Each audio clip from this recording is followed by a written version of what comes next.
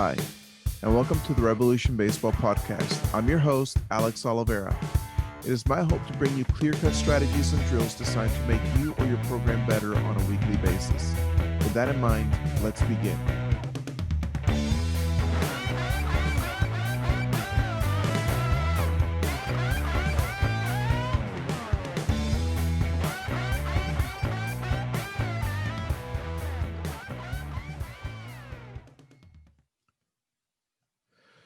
So this week, I am happy to bring you an interview with Coach Munoz, the pitching coach at Prestonwood Christian Academy in the Dallas Metroplex area. Coach Munoz is the only coach endorsed in the Dallas Metroplex area by Dr. Daniel Stokes, an orthopedic doctor at Scottish Rite in Frisco. My personal intention was not to do any video podcast yet until I got my feet wet a little bit. But after listening to this interview with Coach Munoz, I felt compelled to do both the video and the audio version of this interview. I do have to apologize for the audio on my part. I think I figured out how to do the microphone after the interview was over. However, be prepared to learn a lot about pitching. But more importantly, be prepared to be inspired as Coach Munoz walks us through his life. Enjoy. All right, so today I have Coach Munoz, but I'm going to allow him to introduce himself. Please introduce yourself and your current job and affiliation. Hi, my name is JJ Munoz. I am currently the varsity pitching coach at Prestonwood Christian Academy in Plano, Texas. I also coach a 17-18 travel club for USA Prime Cavemen. We were the Prime Cavemen, or we were the Cavemen down here in Arlington. And a couple of years ago, we merged with USA Prime. So with that merger, we're now USA Prime Cavemen. This January will be my fourth season as the varsity pitching coach at Prestonwood.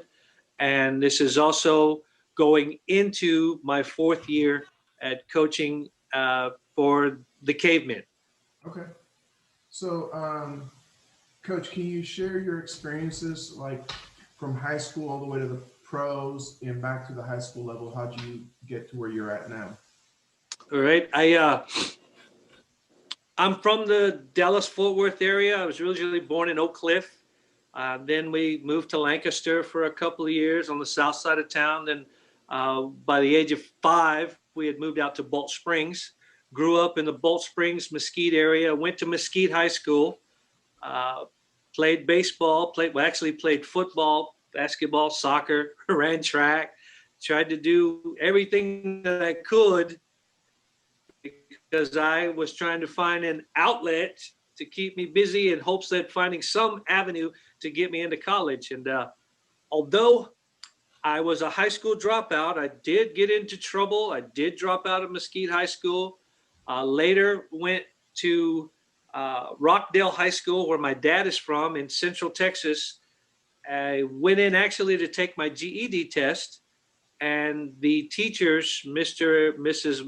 Mark and Sheila Brady, who were administering the test, they saw that I had aced it. And after Mrs. Brady discussed with Mr. Brady that nobody's ever come in to take a GED test and ace it, this kid needs to get his diploma. So they found my personal information. Rockdale is a small town, about 3,500 population. So they went to my grandmother's house and they knocked on the door, and they came in and talked with my grandmother, my Mama Munoz, and explained that they thought it would be in my best interest to go ahead and get my diploma. So the next Monday, they accompanied me to the high school where Mr. Brady was a history teacher, and we talked with the principal of the school. They got me enrolled in school, and then the next year in 1987, I did graduate from Rockdale High School. Wow. in that time, since I had exhausted all of my, what's the word I'm looking for? My eligibility. I exhausted all of my eligibility. Being a fifth-year senior, I couldn't play any sports. Right. So during spring break of my senior year, I went to Panola Junior College, where one of my old high school classmates from Mesquite had gotten a scholarship to play baseball. And he put in a word for me with the head coach. And we talked with Coach Jackie Davis, former MLB catcher for the Philadelphia Phillies and the Cincinnati Reds in the 50s and 60s. He was the head coach. He gave me an opportunity to come try out. Lo and behold, I guess he liked what he saw, and he put me on a 3-quarter scholarship at that point. Okay. So I got to graduate and had an incredible summer. Got picked up by a team from San Antonio. We go and play in the Stan Musial AABC World Series up in Battle Creek, Michigan.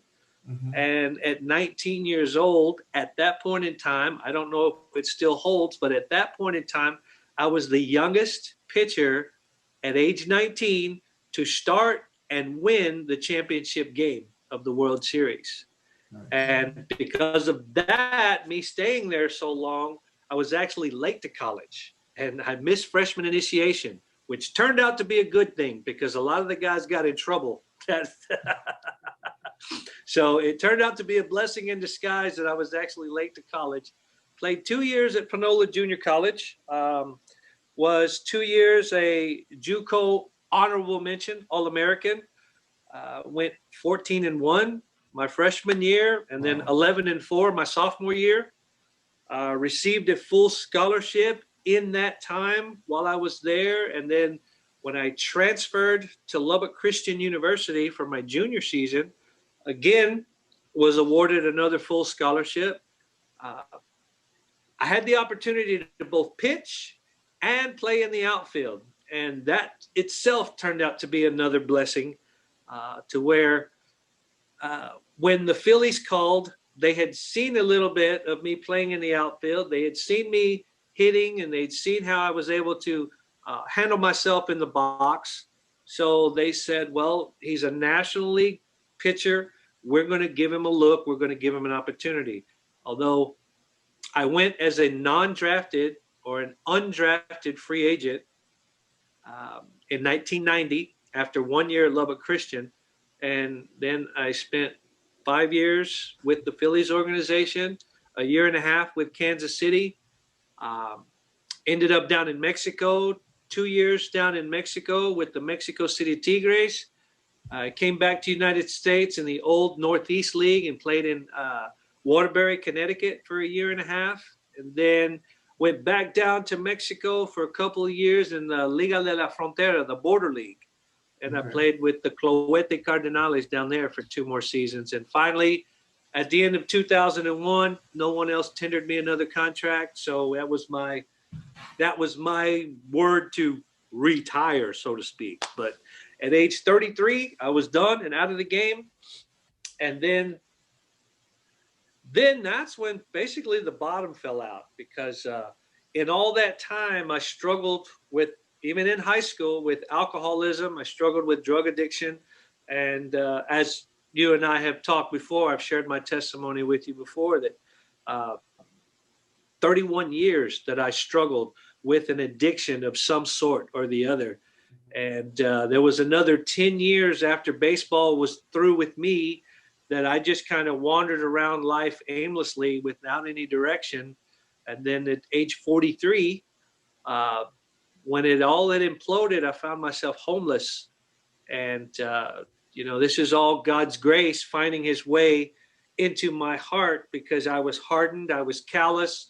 The world was through with me. I was done with society. I wanted no part of it. I was just a recluse, but I was wandering the streets. And God sent an angel. As I tell the story often, God sent an angel back to save me from myself, which was my high school sweetheart. The same high school sweetheart that had to leave me in college because her being a devout Christian and me not living a lifestyle conducive to that of a Christian, she had to do what was best for her. So since I had no part of Christianity back at that point in time, she did what she had to do. But lo and behold, she was going through a divorce. She runs into my father. They talk for a little bit. She says, well, call him. And he says, I doubt if he'll answer because he doesn't talk to us much anymore. And I don't know what it was. Call it divine intervention. But when they called after midnight, almost 1 o'clock in the morning, I answered. And he says, hey, I've got somebody who wants to talk to you. Okay. As soon as he put her on the phone, I recognized her voice.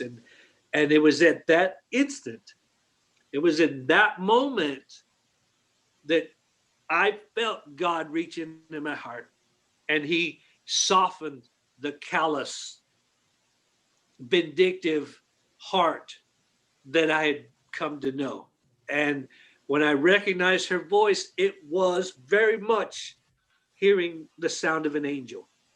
And when she talked to me, she found out where I was, and she made arrangements to come and find me.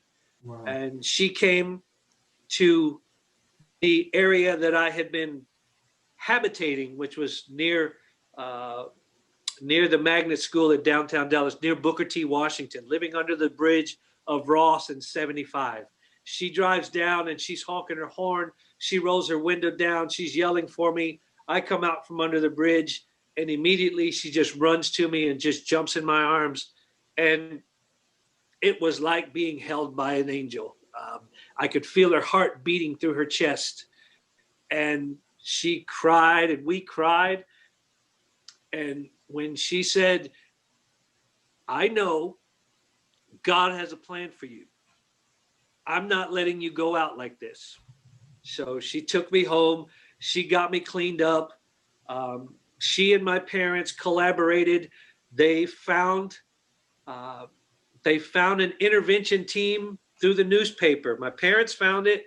They called her, told her, hey, get her a newspaper and go look. There's a place for parents with children of addiction. And it had an email to call these interventionists. So they emailed the interventionists, then they got their phone numbers and they talked to them. They arranged for an intervention. And it was on January 11th, 2011, that 1/11/11, ones across the board, I'll never forget, they performed an intervention at her apartment. And walk in the interventionists, my parents, and my former best friend. And I say former because about 4 years, maybe 5 years prior to that, we got into an argument over drugs. And he actually held me at gunpoint over the drugs. And when I looked at him and I said, this is how it's going to end after all these years. And I kind of lunged, with full of bravado, I'm on drugs. I'm high as a kite. I wasn't afraid of the gun. And I kind of pulled the trigger and I kind of lunged at him. And he just kind of freaked out. Well, he pulled the trigger and the gun misfired. Okay. So another God held intervention right there. And at that moment in time, I told him, I said, well, God just saved your life today. And I turned around and I walked away. And I hadn't seen him in all this time. That turned out to be a pivotal moment in his life, because shortly from there, he realized what could have been.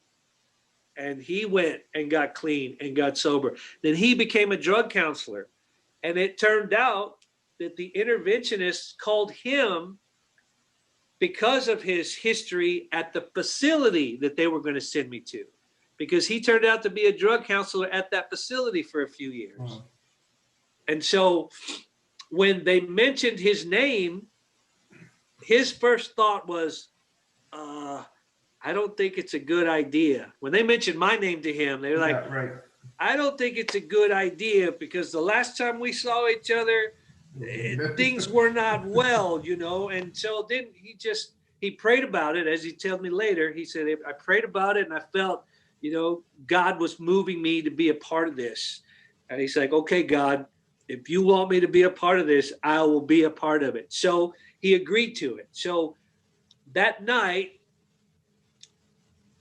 unbeknownst to me back then, when I told him, the next time I see you, one of us dies. Okay, that was a prophecy that I did not know that I had prophesied about at that moment in time, because that night, January 11th, 2011, when he came walking in the door, we immediately went and we embraced each other. And the guy known as Loco, as everybody has known me by Loco for all these years, the guy known as Loco had died at that moment in time with that embrace. Amen. And there was a prophecy fulfilled.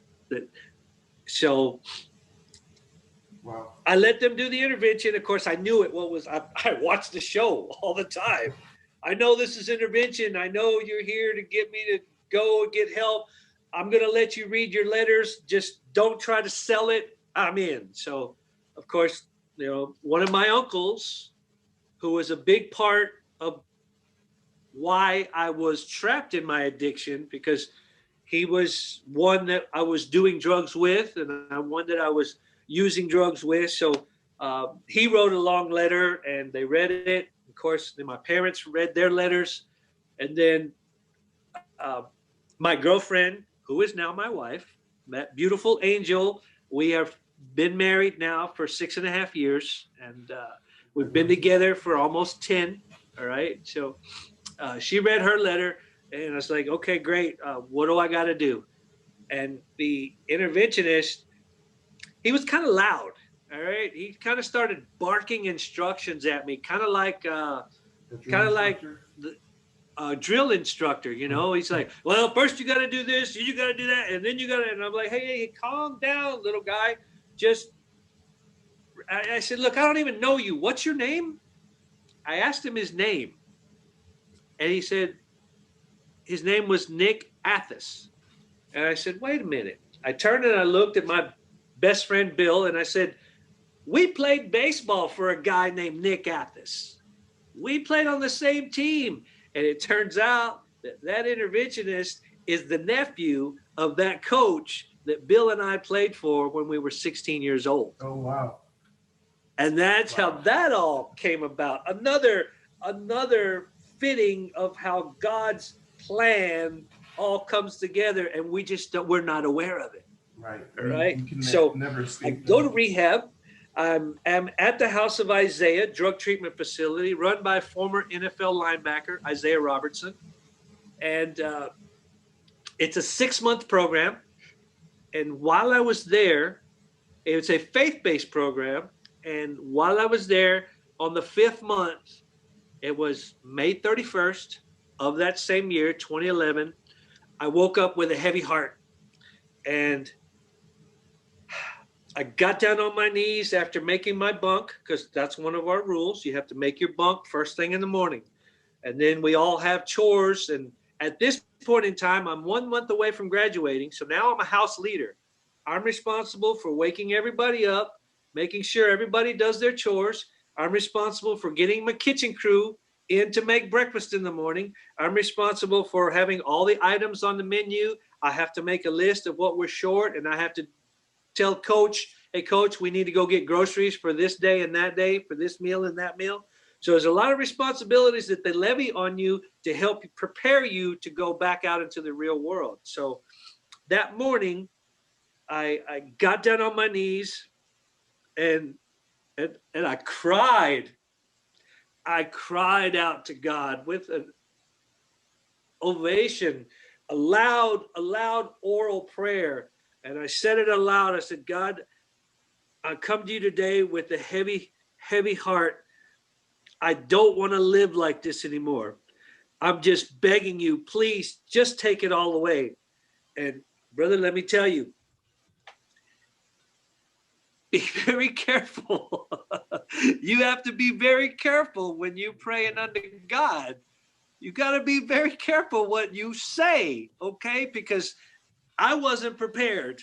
I was not prepared to be touched by the hand of God. But when I stood up and I felt from my feet a tingling that came all the way up my body, all the way through my neck, through the top of my head.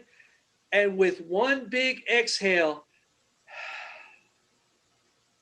all the angst, all the negative energy, all the fear, all the worry, any and everything negative left my body at that moment in time. And my roommate was there and he was crying. He was like, wow. He goes, I felt that prayer. And he goes, dude, he goes, you're glowing. And I was like, what? He goes, dude, you're glowing. And I was like, all right, man, whatever. I didn't think twice about it, but I felt that leave. So as was my morning ritual, I grab a cigarette, put it over my ear, grab a lighter, grab my coffee cup. I've already done my chore. I've made my bed, and now I'm walking down the hall. I'm banging on everybody's door. Let's go, get up, get your chores done. No chore, no chow. That's the creed we had. You don't do your chores, you don't get no chow. We fed them anyway. That's just the saying we said. So as they're doing their chore, I go outside, and my daily ritual was to take a picture of the sunrise, the sun coming up through the trees over the east pond. And I have several pictures. We're friends on Facebook. You can look through my photo albums.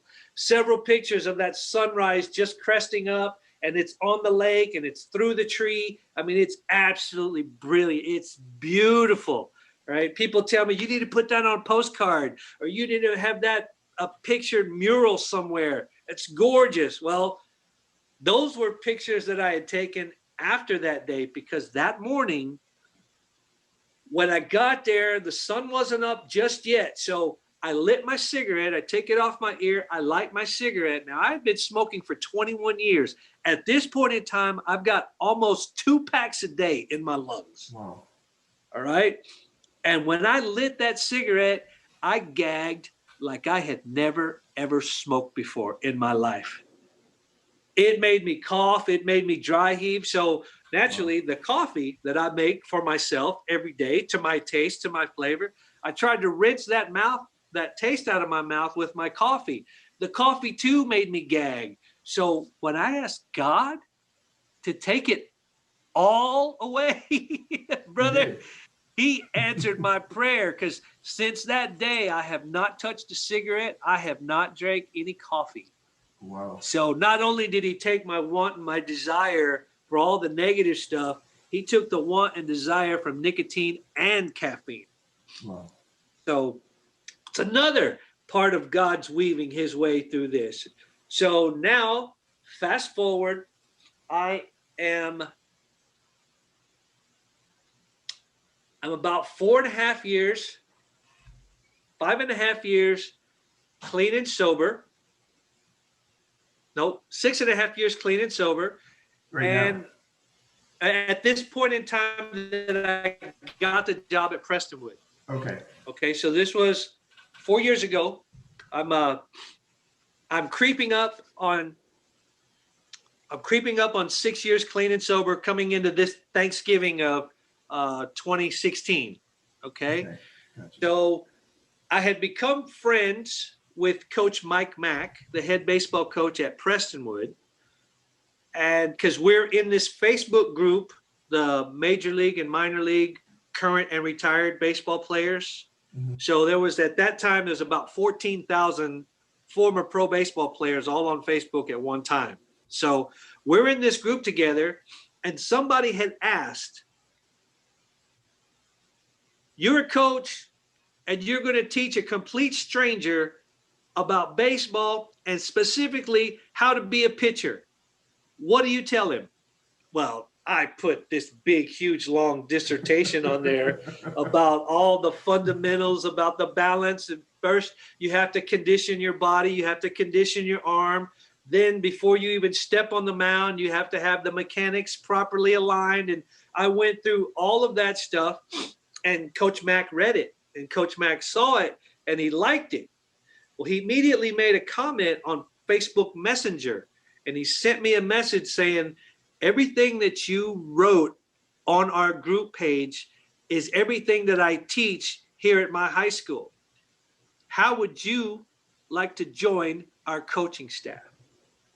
Facebook, of all places, the head coach sees me on Facebook. And so this was about a week, maybe 10 days before Thanksgiving. My response was, I would love to sit down and talk with you more. I said, do you mind if I sit down and pray with my wife about this? And we'll get back to you. And he's like, sure. He goes, I've got about 3 or 4 guys in line, so don't wait too long. Right. Okay. Thank you. So that Thanksgiving, we go the Wednesday night before to spend the night at my mother-in-law's house so that my wife can be there as soon as my mother-in-law decides to wake up and get into the kitchen. My wife will be there to help her. That Thanksgiving morning, 2016, at 6:32 in the morning, a voice, I can only say it was God. That's all I can say. It had to be God because there was nobody else in the house. When I told her that I heard a voice, I distinctively heard a voice tell me, answer the coach. You know, she reflected on every single day when she'd come home from work. She asked me, did you answer the coach? I said, no. Every single day, did you answer the coach? I said, he hasn't revealed to me. He hasn't revealed to me one way or the other. And so this morning, on Thanksgiving morning, when he woke me up with answer the coach, I immediately grabbed my cell phone. I looked, it said 6:32 a.m. And so when I told her it's 6:32 a.m., she sat up and she said, what happened to being obedient to Christ? And I said, okay, yes. So I picked up my phone and I immediately sent Coach Mack a message on Messenger. I said, hey, Coach, has that position been filled yet? And you know, on Messenger, when somebody's typing, you get those 3 little repeating dots. Right. I could see that he was responding immediately. And his response was, he said, no, the position hasn't been filled. I've got a couple of interviews lined up. He said, my question to you is, how flexible is your schedule? I said, I'm Stretch Armstrong flexible, Coach. I can be anywhere, anytime. And he said, you just moved to the front of the line. He said, these other guys have jobs and they can't actually get to practice until after 4 or 4:30. He goes, I need somebody there by 2:30, 3 o'clock every day. And I said, I can do that. Right. And so he actually moved those guys back, allowed me to come in and set up a time because this was Thanksgiving now. He said, let us have a week when we come back. And then the following Tuesday, I'll have you come in for an interview. So that was how Coach Mack and I connected. And that's how I ended up getting the job at Prestonwood. Now, I got to share that with all those years of struggling with addiction, with all those years and all the trouble and all the turmoil, God's plan, regardless of how many times I ended up sleeping it off in a jail cell, not because of drugs, not because of alcohol, but because I was just being vagrant, because I was just hanging out in a spot. They said no loitering. And I was like, I got no place to go. What are you going to do? Arrest me? And yes, they did. So all that time, with the extensive background checks that not just Prestonwood, but any Christian school, any school for that matter, but private schools, parochial schools do an intensive background check. And they checked all my history and they said, is there anything that you need to tell us that's going to catch us by surprise? So with that, not only with Coach Mack, but the athletic director, Coach Cunningham, and the assistant athletic director, Coach Jones, I spent the better part of 7.5 hours interviewing with all 3 of those men, and everything came back clear. And I was allowed to pursue the endeavor of being the pitching coach at Prestonwood Christian Academy. And I've been there, like I said, this January. I actually signed on December 8th of 2016. But January was my first day back at school when the guys reported back to school. So I'm creeping up on my 4th season being at Prestonwood Christian Academy. All right. Coach, and it's been a huge blessing, man. I bet. So let's talk about bullpens today. Okay. Let's talk about bullpens. Do you have a philosophy that you use for the guys, as far as their health or anything? What is your philosophy when you approach the bullpens for the guys? And the whole idea is, for this episode, my idea was, how do you take a successful bullpen, and translate that to the playing field? Okay, yes, my philosophy, my complete philosophy is control your body to control the baseball. Okay, your body has to work in unison. Okay, your legs, your core, your arms, everything has to be right so that it can work in unison to receive its momentum and its drive all in one direction. So it has to be lined up properly to execute each and every movement. And how do we take that? We start with conditioning first.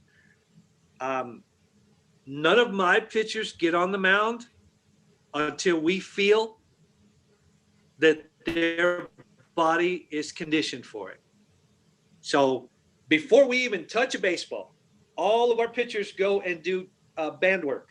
We make sure we get a little bit of blood flow into those joints, into those muscles, into those ligaments, and onto those tendons.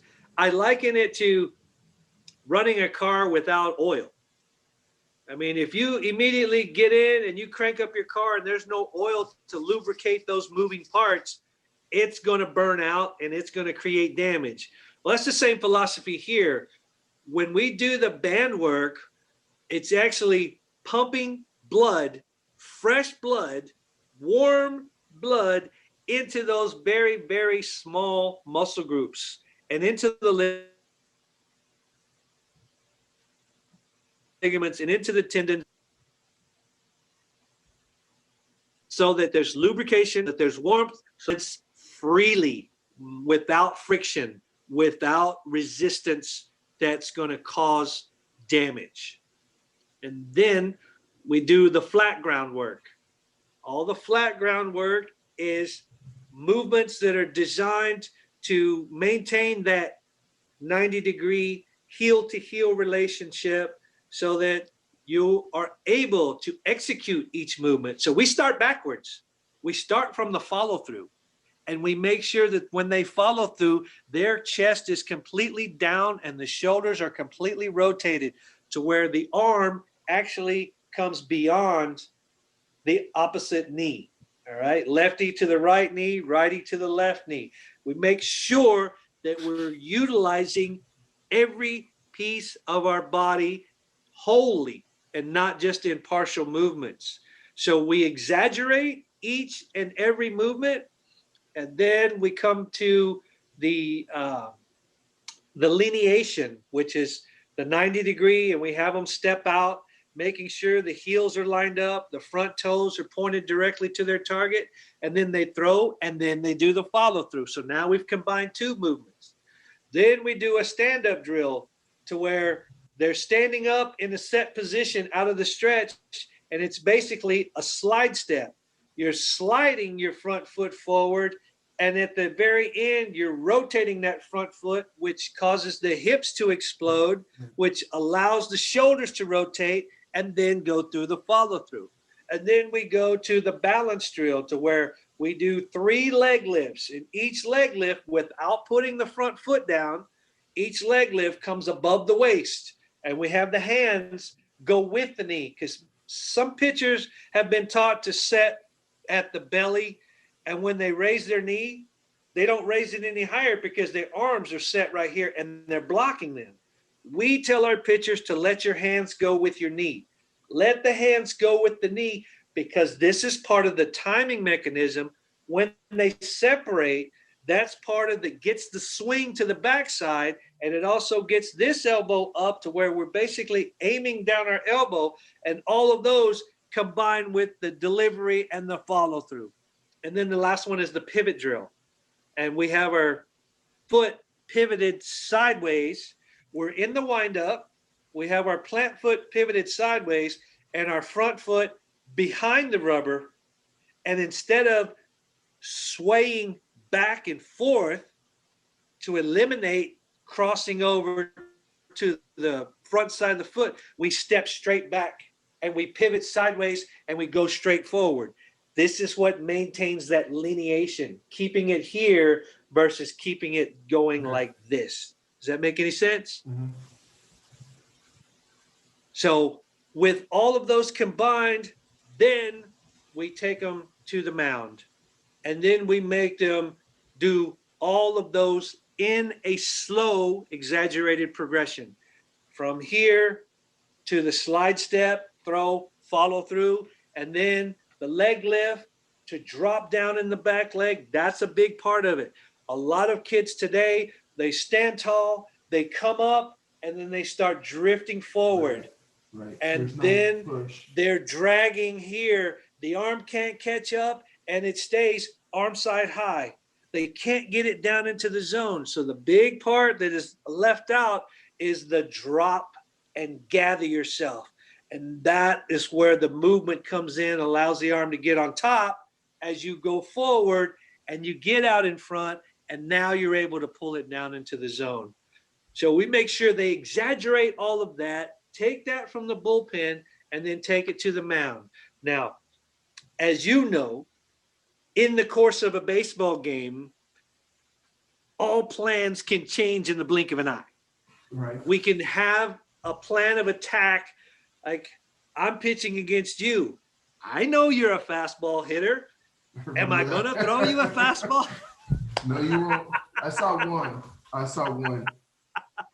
So then whatever you do with that first one dictates to what I do next. Or if I happen to see you off on the side and I pick up, what does he do when he comes set? He immediately comes down here. Okay. You know, I have to be able to see all of that. A pitcher has to have a 360 vision. He's got to be able to see everything at all times. There cannot be anything that he's missing. He can't be so locked in on the mound or on the catcher or the catcher's mitt or the plate or the strike zone that he loses focus on all of it, because it's all encompassing. You know, pitchers get a bad reputation of being non-athletes. All right. When actually they have to be the most athletic. Because if you're fielding the ball on the field, third base, you catch it, you get a crow hop and you throw it across. Shortstop, you actually get a running start, catching it, right, fielding it, going towards the bag and throwing across. We're throwing from a standstill. Right.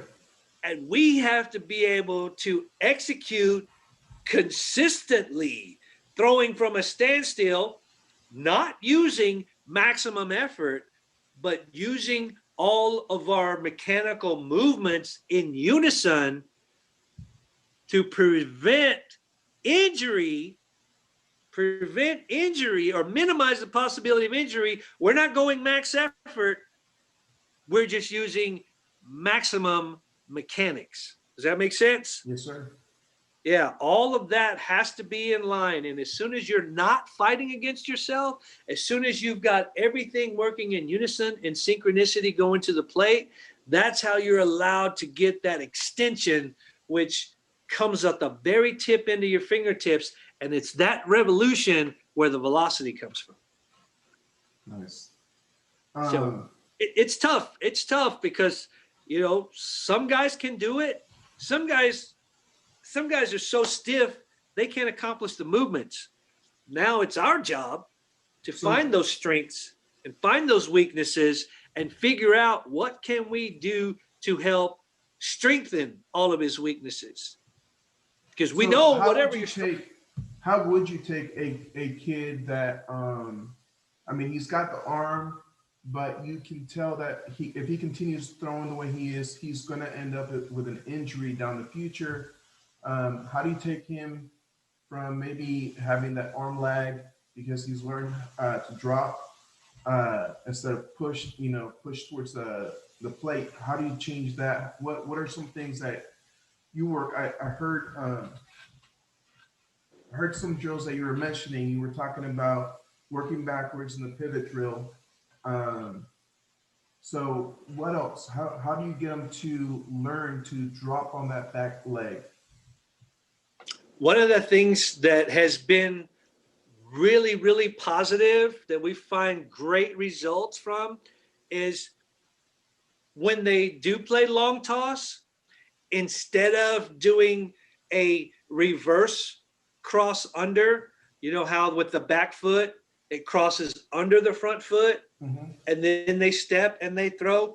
We have them do front side crow hops. What that does is it simulates the front side movement. It simulates the balance drill that we do.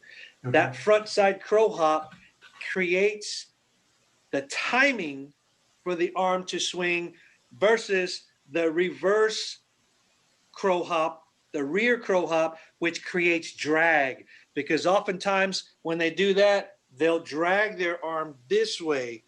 But the front side crow hop already has the arms up here, and it's working in that timing mechanism. So that's been a huge drill that we've implemented that has taken the drag out of it. And it allows them to follow through without recoil. Because when you recoil, that's where the damage comes in.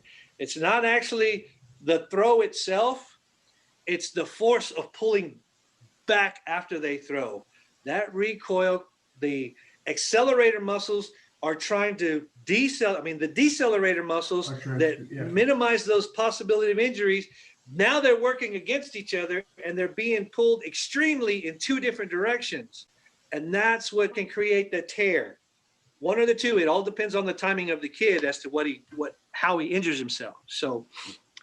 And making sure that we talk to our training staff. We talk to our training staff who has been phenomenal. The strength and conditioning coach at our school at Prestonwood Christian Academy, Coach O'Neill, the man has sat and he's talked with us at length about pitchers don't need to max out. Pitchers don't need to lift heavy weights. Pitchers don't need to be doing bench press with their arms out here. If they do push-ups, they have to do them in here, military style, with the arms right under the shoulders, right here, this way, versus arms flared out like this and doing like this.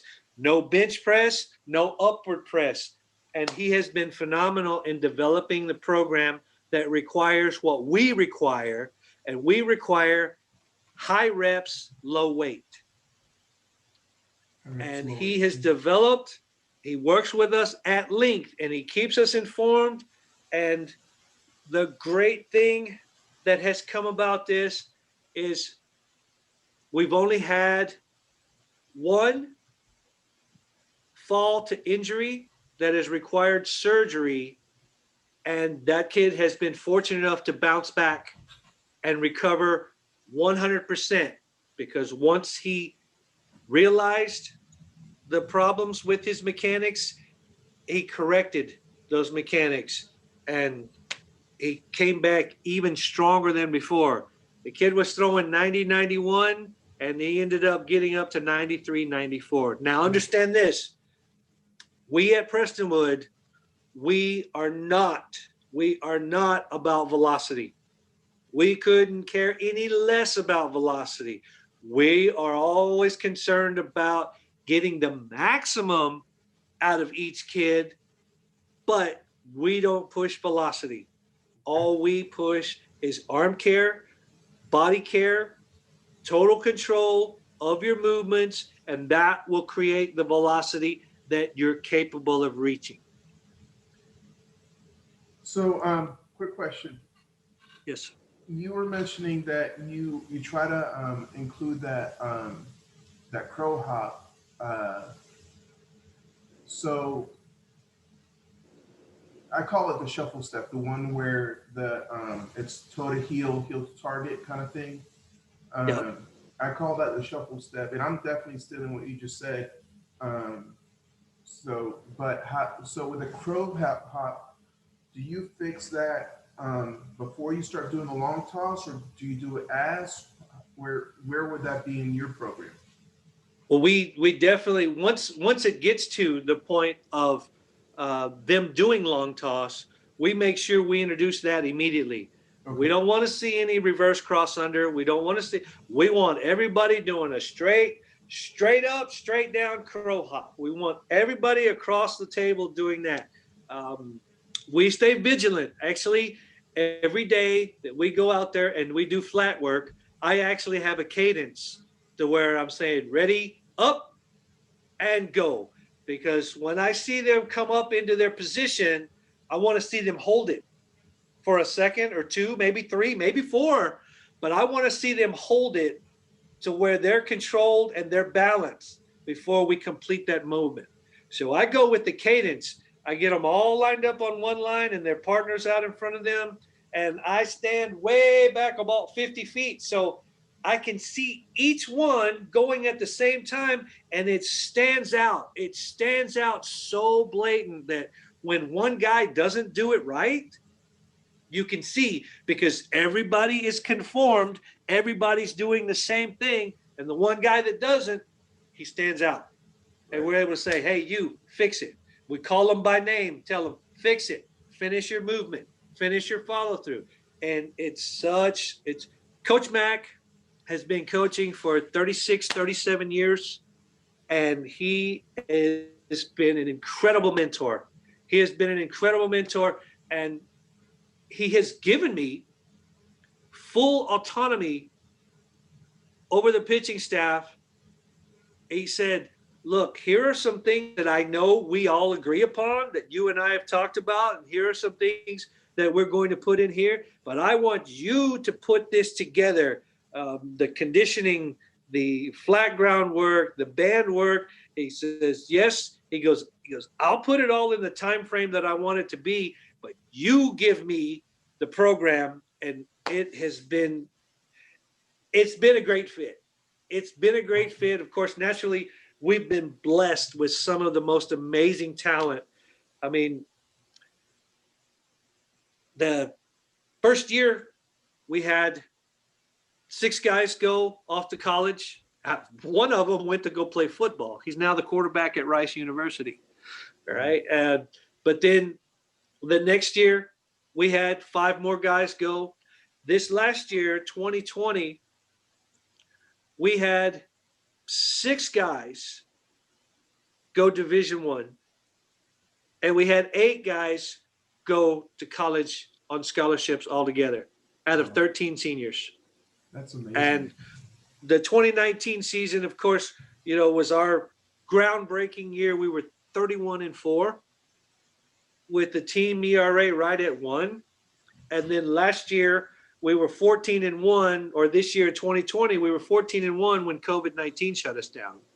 Yeah. And we were just steamrolling. One of my pitchers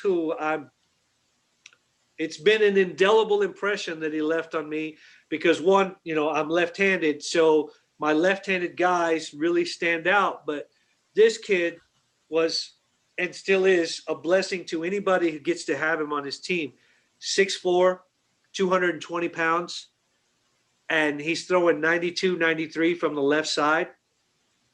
And he had pitched 27 2/3 innings. I've memorized this stat line because it's absolutely phenomenal. 27 2/3 innings. He had 55 strikeouts.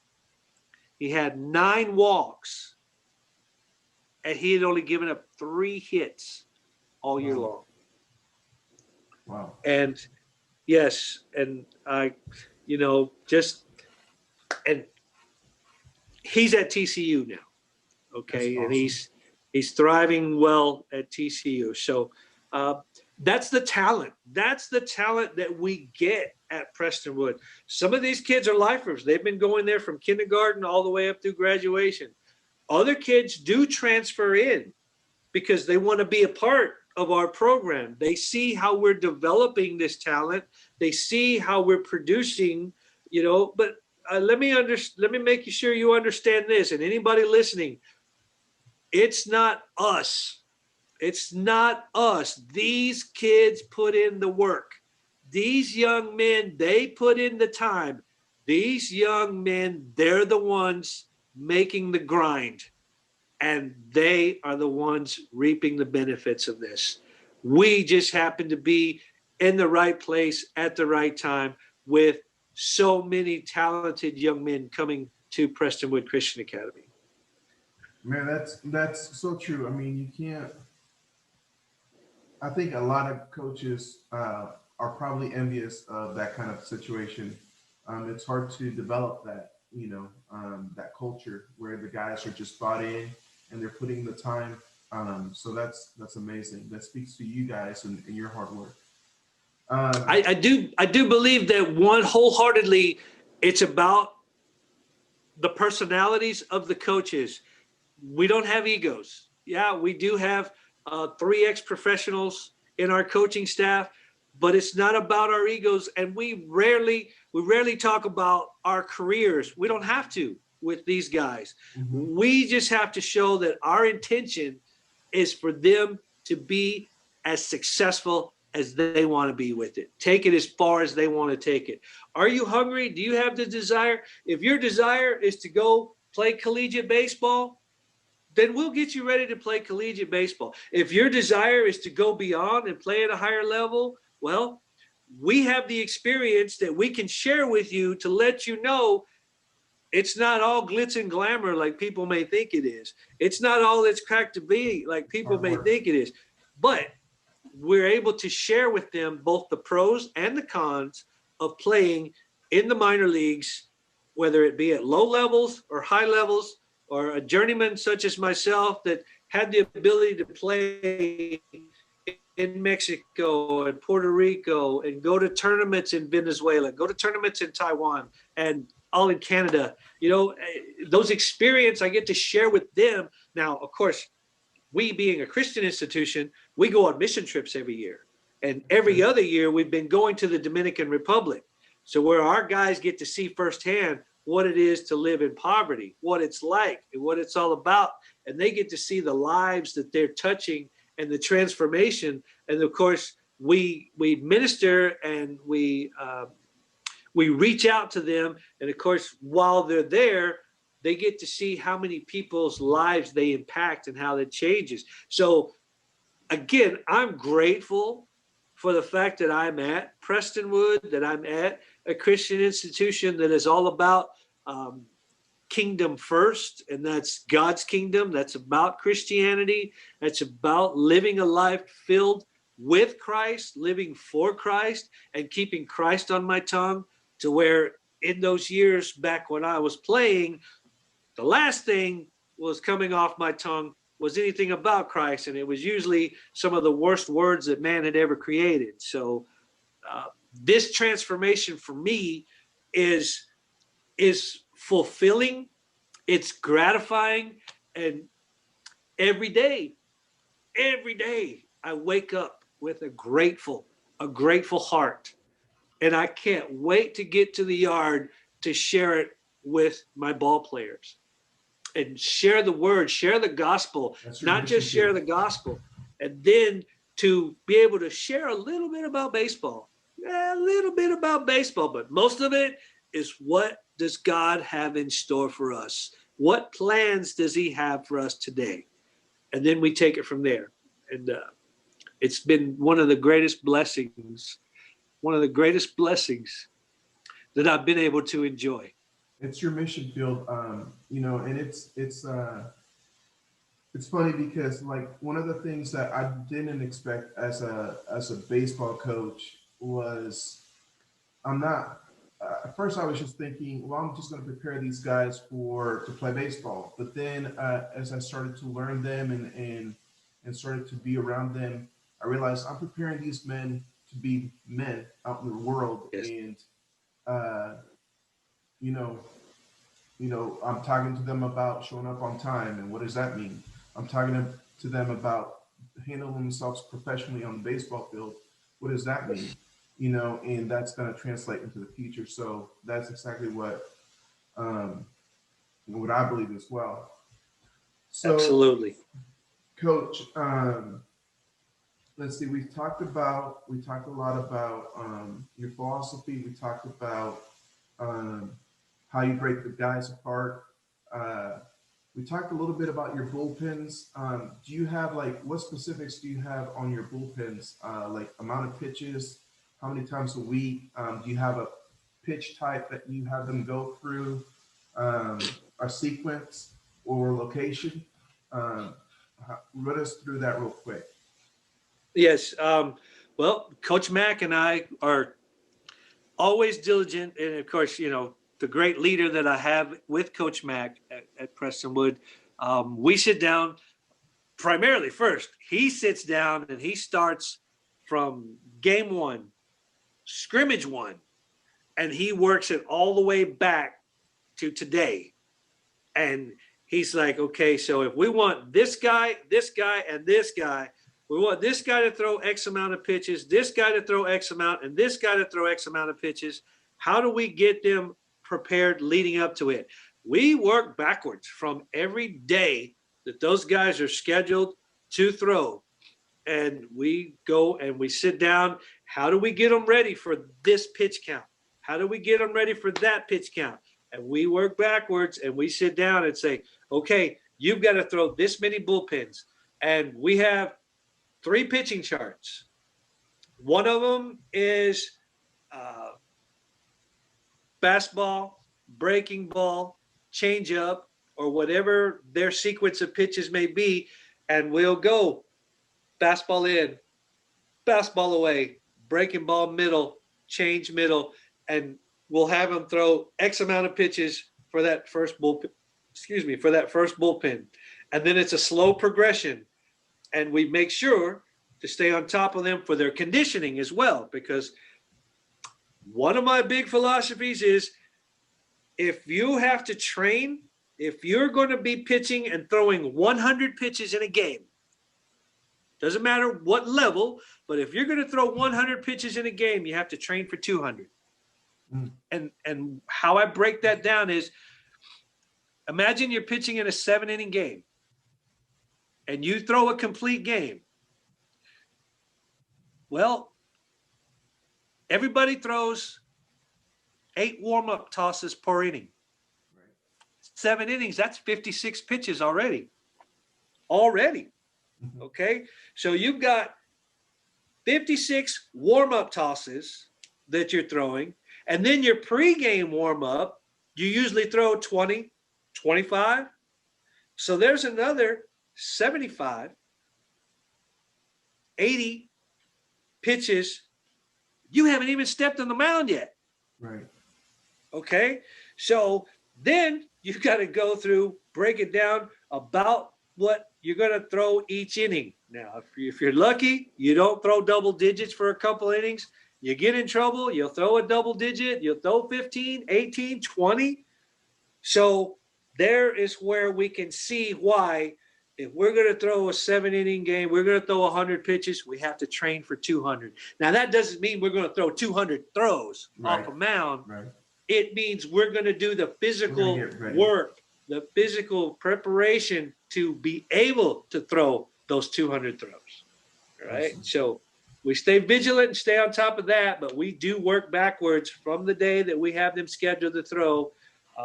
Day of rest, day of long toss, bullpen, play catch, day of rest. We just work it back from there, and we make sure we stay on top of them.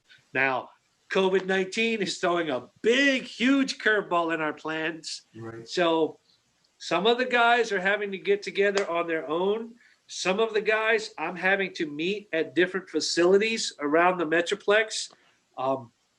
Fortunately, we have a large network of friends and former teammates or guys that we've played against that are kind enough to work a deal with us to just barely charge us just the minimum so that we can come in and get that work done. And that's been a huge blessing in itself. So the history of the game for me has proven so many relationships over the years that there's a large network that at any given time I can drive 15 minutes any direction and find a facility to work my guys, and we're received with open arms. Right. So that's good. So real quick, you talked a little bit about maybe a guy getting in trouble during the game. How do you troubleshoot? Do you look at the mechanics? Do you look at the mental toughness? What do you tackle at that point in the middle of the game to help them bring back to stay focused? Well, first, I always tell my catchers, the ball tells the story. With all of the years of experience of doing this, when a pitcher is not maintaining that 90 degrees and he starts to drift and step up to the front of his foot, or his foot doesn't get turned completely to his target, so the foot lands closed, that doesn't allow the hips to rotate, doesn't allow the shoulders to rotate, it cuts it off, so to speak. So everything finish arm side high. Everything's high, and the catcher being right-handed, and if it's a right-handed pitcher, he should be catching the ball over here, because the mechanics that we have designed are designed to come to the pitcher's glove side hip, to get it to this side, to throw over to this ear. I'm left-handed, it's going to fall over here for me. A right-hander, when he throws, he's pulling, and we're going to finish on this ear, this hip. So as the catcher's receiving the ball, if he keeps receiving it high side, right-handed batter's box, high side, that tells me that the pitcher's closing off, that he's not in line, and we need to go and make an adjustment. Or if the guy continues to spike the ball in the dirt, well, he's holding on to it too long. So he's got to make an adjustment with his release point and make sure he pulls that up just a little bit. So it's all about knowing what the story the ball tells. Okay, you got to know, why does that ball keep ending up arm side high? Why does he keep spiking that in the dirt? And, we had a pitcher a few years ago that would bounce one 20 feet in front of the plate, and then he would throw one 20 feet up in the screen above. And we never knew, somewhere between here and there, buddy, get it somewhere between here and there. Right. Well, we had to literally put up a net in front of the mound in the bullpen. So we put Coach Mack had 2 posts dug in with a high wire across to pull this net across, and we literally put a catcher's mitt on a bungee cord in front of that net to where he was throwing just 10 feet away in front of the pitcher's mound, throwing and hitting that ball and hitting. Wow, and when he consistently started hitting that mitt right there, then we had dialed his release point in. And then when we pulled it away and let him throw a bullpen, then he started painting and putting the ball right here. Wow. Amazing. So that's smart. Coach Mack, like I said, Coach Mack has just been a dream to work with. He demands excellence. He demands perfection. All right. And as you know, the crap runs downhill from the top to the bottom, right? So when my guys don't do it right, I'm the one that catches it from one ear. But now how do I translate that to my players? Usually, with the experience that I have, usually I go out there and I'll crack a joke. I'll just go up there and I was like, dude, do you smell that? Is it me or is it the game? which one is it? Somebody's stinking this up. I'd rather it be me than not you. Okay. So, I'll crack a little joke. And then, of course, with Coach Mack is as vocal as he is, which, as a coach, you have to be vocal, right? Right. But when Coach Mack is vocal and he's telling me, go out there and talk to him, well, those guys can hear. Those guys can hear what Coach Mack is saying. So when I walk out there,